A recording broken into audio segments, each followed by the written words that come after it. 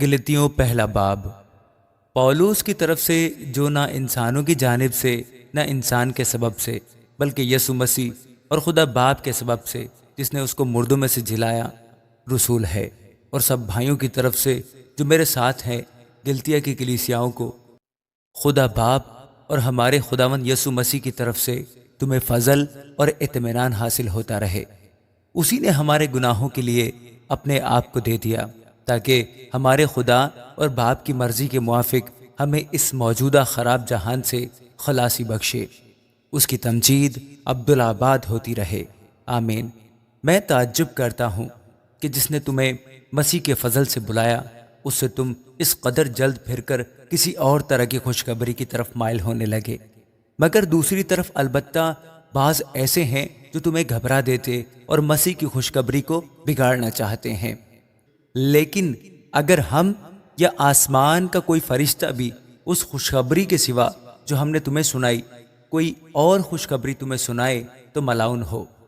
جیسا ہم بیشتر کہہ چکے ہیں ویسا ہی اب میں پھر کہتا ہوں کہ اس خوشخبری کے سوا جو تم نے قبول کی تھی، اگر کوئی تمہیں اور خوشخبری سناتا ہے تو ملعون ہو۔ اب میں آدمیوں کو دوست بناتا ہوں یا خدا کو؟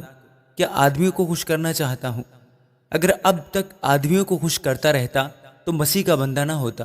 اے بھائیو، میں تمہیں جتائے دیتا ہوں کہ جو خوشخبری میں نے سنائی وہ انسان کی سی نہیں، کیونکہ وہ مجھے انسان کی طرف سے نہیں پہنچی اور نہ مجھے سکھائی گئی، بلکہ یسوع مسیح کی طرف سے مجھے اس کا مکاشفہ ہوا۔ چنانچہ یہودی طریق میں جو پہلے میرا چال چلن تھا تم سن چکے ہو کہ میں خدا کی کلیسیا کو از حد ستاتا اور تباہ کرتا تھا، اور میں یہودی طریق میں اپنی قوم کے اکثر ہم عمروں سے بڑھتا جاتا تھا اور اپنے بزرگوں کی روایتوں میں نہایت سرگرم تھا۔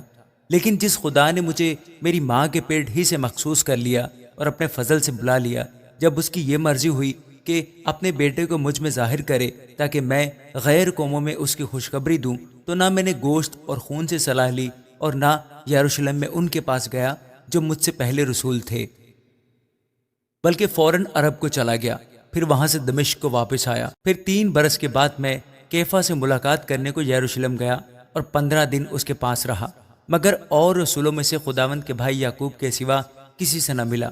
جو باتیں میں تم کو لکھتا ہوں خدا کو حاضر جان کر کہتا ہوں کہ وہ جھوٹی نہیں۔ اس کے بعد میں سوریا اور کلکیا کے علاقوں میں آیا، اور یہودیہ کی کلیسیائیں جو مسیح میں تھیں میری صورت سے تو واقف نہ تھی، مگر صرف یہ سنا کرتی تھی کہ جو ہم کو پہلے ستاتا تھا وہ اب اسی دین کی خوشخبری دیتا ہے جسے پہلے تباہ کرتا تھا، اور وہ میرے باعث خدا کی تمجید کرتی تھی، آمین۔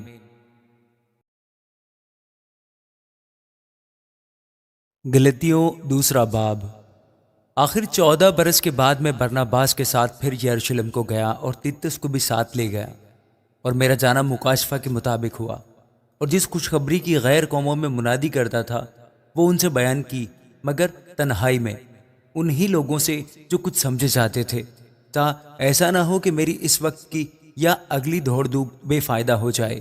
لیکن تیتس بھی جو میرے ساتھ تھا اور یونانی ہے، ختنہ کرانے پر مجبور نہ کیا گیا، اور یہ ان جھوٹے بھائیوں کے سبب سے ہوا جو چھپ کر داخل ہو گئے تھے اور چوری سے گھس آئے تھے، تاکہ اس آزادی کو جو ہمیں یسوع مسیح میں حاصل ہے جاسوسوں کے طور پر دریافت کر کے ہمیں غلامی میں لائیں۔ ان کے تابع رہنا ہم نے گھڑی بھر بھی منظور نہ کیا، تاکہ خوشخبری کی سچائی تم میں قائم رہے۔ اور جو لوگ کچھ سمجھے جاتے تھے، خواہ وہ کیسے ہی تھے، مجھے اس سے کچھ واسطہ نہیں، خدا کسی آدمی کا طرفدار نہیں۔ ان سے جو کچھ سمجھے جاتے تھے مجھے کچھ حاصل نہ ہوا، لیکن برعکس اس کے جب انہوں نے یہ دیکھا کہ جس طرح مختونوں کو خوشخبری دینے کا کام پطرس کے سپرد ہوا، اسی طرح نامختونوں کو سنانا اس کے سپرد ہوا۔ کیونکہ جس نے مختونوں کی رسالت کے لیے پطرس میں اثر پیدا کیا، اسی نے غیر قوموں کے لیے مجھ میں بھی اثر پیدا کیا۔ اور جب انہوں نے اس توفیق کو معلوم کیا جو مجھے ملی تھی، تو یعقوب اور کیفا اور یوحنا نے، جو کلیسیا کے رکن سمجھے جاتے تھے، مجھے اور برناباس کو دہنا ہاتھ دے کر شریک کر لیا، تاکہ ہم غیر قوموں کے پاس جائیں اور وہ مختونوں کے پاس، اور صرف یہ کہا کہ غریبوں کو یاد رکھنا، مگر میں خود ہی اسی کام کی کوشش میں تھا۔ لیکن جب کیفا انطاکیہ میں آیا تو میں نے روبرو ہو کر اس کی مخالفت کی، کیونکہ وہ ملامت کے لائق تھا، اس لیے کہ یعقوب کی طرف سے چند شخصوں کے آنے سے پہلے تو وہ غیر قوم والوں کے ساتھ کھایا کرتا تھا، مگر جب وہ آ گئے تو مختونوں سے ڈر کر باز رہا اور کنارہ کیا۔ اور باقی یہودیوں نے بھی اس کے ساتھ ہو کر ریاکاری کی، یہاں تک کہ برناباس بھی ان کے ساتھ ریاکاری میں پڑ گیا۔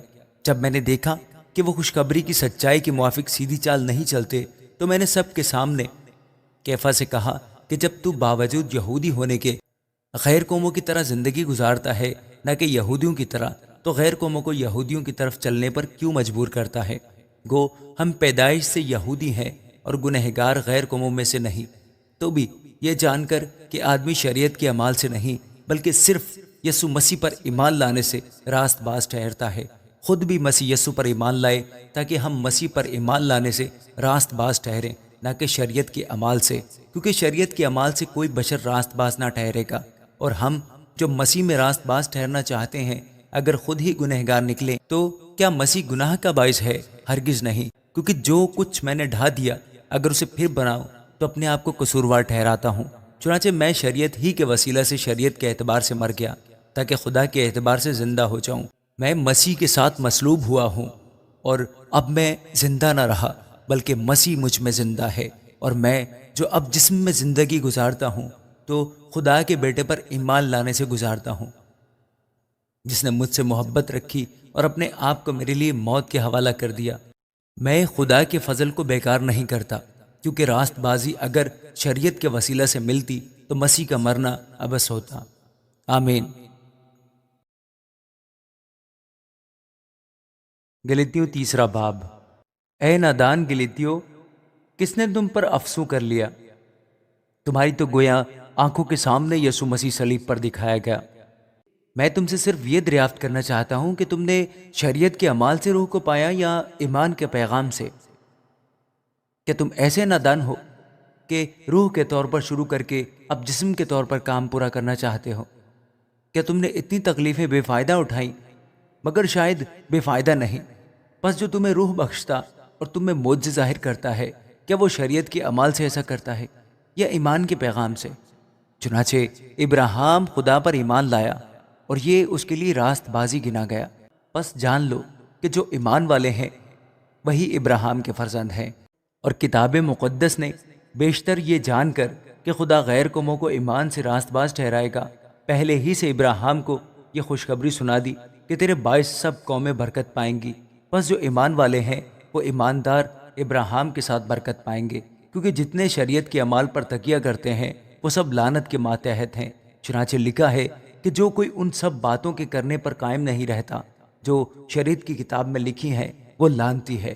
اور یہ بات ظاہر ہے کہ شریعت کے وسیلہ سے کوئی شخص خدا کے نزدیک راست باز نہیں ٹھہرتا، کیونکہ لکھا ہے کہ راست باز ایمان سے جیتا رہے گا، اور شریعت کو ایمان سے کچھ واسطہ نہیں، بلکہ لکھا ہے کہ جس نے ان پر عمل کیا وہ ان کے سبب سے جیتا رہے گا۔ مسیح جو ہمارے لیے لعنتی بنا، اس نے ہمیں مول لے کر شریعت کی لعنت سے چھڑایا، کیونکہ لکھا ہے کہ جو کوئی لکڑی پر لٹکایا گیا وہ لعنتی ہے، تاکہ مسیح یسوع میں ابراہیم کی برکت غیر قوموں تک بھی پہنچے اور ہم ایمان کے وسیلہ سے اس روح کو حاصل کریں جس کا وعدہ ہوا ہے۔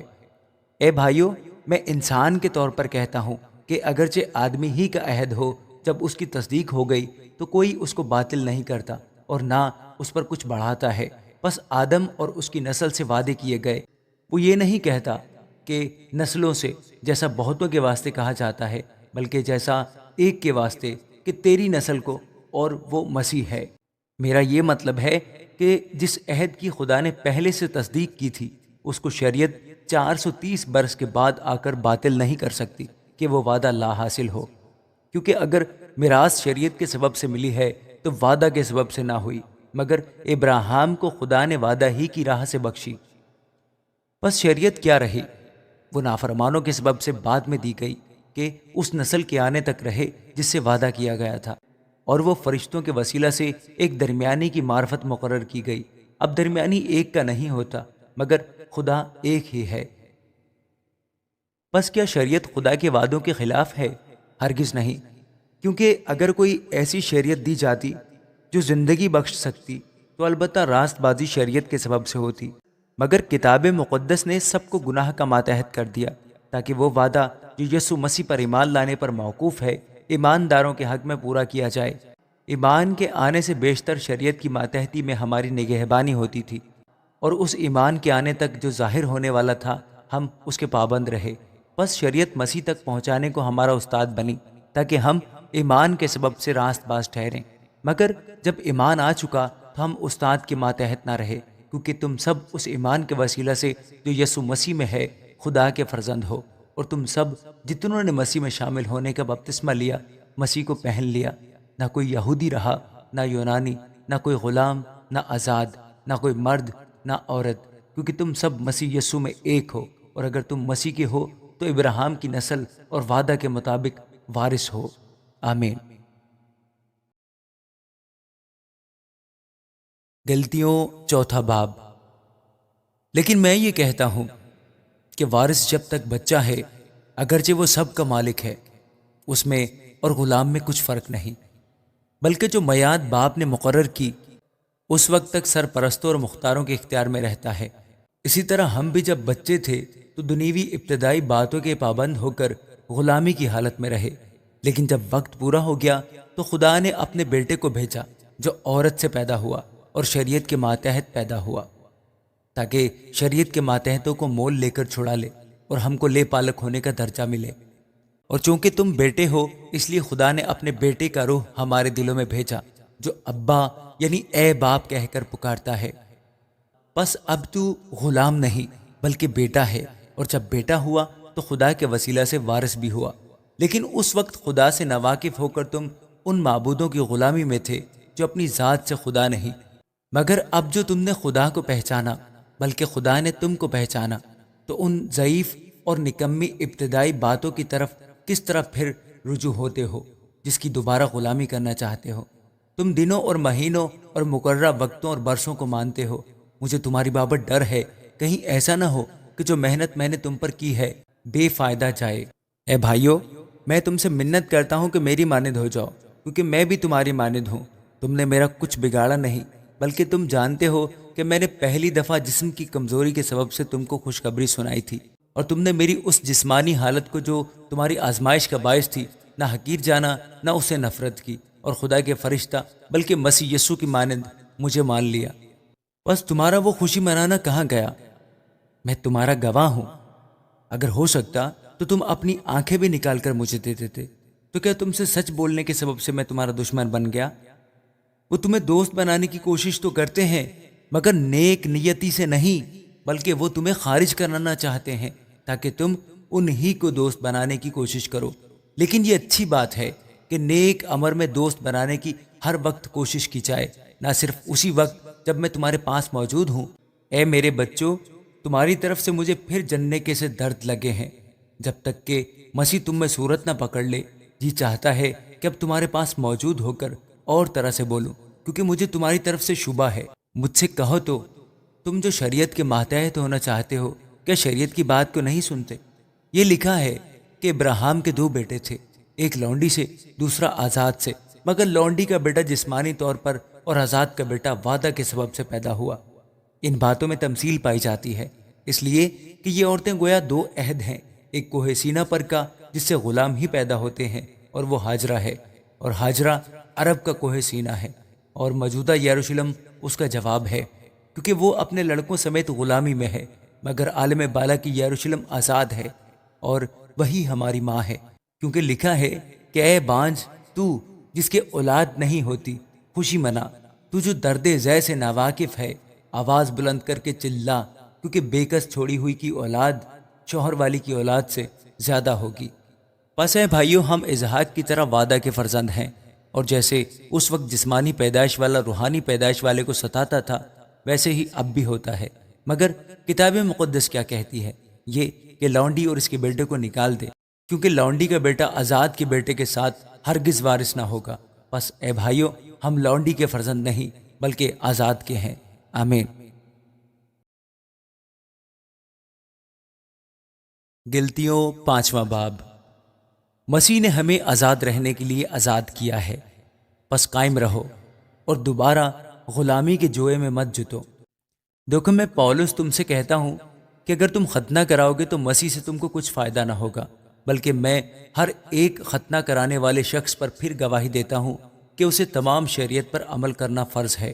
تم جو شریعت کے وسیلہ سے راست باز ٹھہرنا چاہتے ہو، مسیح سے الگ ہو گئے اور فضل سے محروم، کیونکہ ہم روح کے باعث ایمان سے راست بازی کی امید بر آنے کے منتظر ہیں، اور مسیح یسوع میں نہ تو ختنہ کچھ کام کا ہے نہ نامختونی، مگر ایمان جو محبت کی راہ سے اثر کرتا ہے۔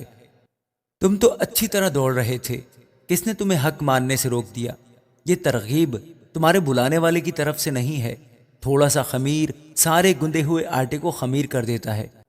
مجھے خداوند میں تم پر بھروسہ ہے کہ تم اور طرح کا خیال نہ کرو گے، لیکن جو تمہیں گھبرا دیتا ہے وہ خواہ کوئی ہو سزا پائے۔ اور اے بھائیوں، میں اگر اب تک ختنہ کی منادی کرتا ہوں تو اب تک ستایا کیوں جاتا ہوں؟ اس صورت میں صلیب کی ٹھوکر تو جاتی رہی۔ کاش کہ تمہارے بے قرار کرنے والے اپنا تعلق قطع کر لیتے۔ اے بھائیوں، تم آزادی کے لیے بلائے تو گئے ہو، مگر ایسا نہ ہو کہ وہ آزادی جسمانی باتوں کا موقع بنے، بلکہ محبت کی راہ سے ایک دوسرے کی خدمت کرو، کیونکہ ساری شریعت پر ایک ہی بات سے پورا عمل ہو جاتا ہے، یعنی اس سے کہ تو اپنے پڑوسی سے اپنی مانند محبت رکھ۔ لیکن اگر تم ایک دوسرے کو کاٹتے اور پھاڑے کھاتے ہو تو خبردار رہنا کہ ایک دوسرے کا ستیہ ناش نہ کر دو۔ مگر میں یہ کہتا ہوں کہ روح کے موافق چلو تو جسم کی خواہش کو ہرگز پورا نہ کرو گے، کیونکہ جسم روح کے خلاف خواہش کرتا ہے اور روح جسم کے خلاف، اور یہ ایک دوسرے کے مخالف ہیں، تاکہ جو تم چاہتے ہو وہ نہ کرو۔ اور اگر تم روح کی ہدایت سے چلتے ہو تو شریعت کے ماتحت نہیں رہے۔ اب جسم کے کام تو ظاہر ہیں، یعنی حرام کاری، ناپاکی، شہوت پرستی، بت پرستی، جادوگری، عداوتیں، جھگڑا، حسد، غصہ، تفرقے، جدائیاں، بدعتیں، بغض، نشہ بازی، ناچ رنگ اور ان کی مانند۔ ان کی بابت تمہیں پہلے سے کہہ دیتا ہوں، جیسا کہ بیشتر جتا چکا ہوں، کہ ایسے کام کرنے والے خدا کی بادشاہی کے وارث نہ ہوں گے۔ مگر روح کا پھل محبت، خوشی، اطمینان، تحمل، مہربانی، نیکی، ایمانداری، حلم، پرہیزگاری، ایسے کاموں کی کوئی شریعت مخالف نہیں۔ اور جو مسیح یسوع کے ہیں انہوں نے جسم کو اس کی رغبتوں اور خواہشوں سمیت صلیب پر کھینچ دیا ہے۔ اگر ہم روح کے سبب سے زندہ ہیں تو روح کے موافق چلنا بھی چاہیے۔ ہم بے جا فخر کر کے نہ ایک دوسرے کو چڑھائیں نہ ایک دوسرے سے جلیں۔ آمین۔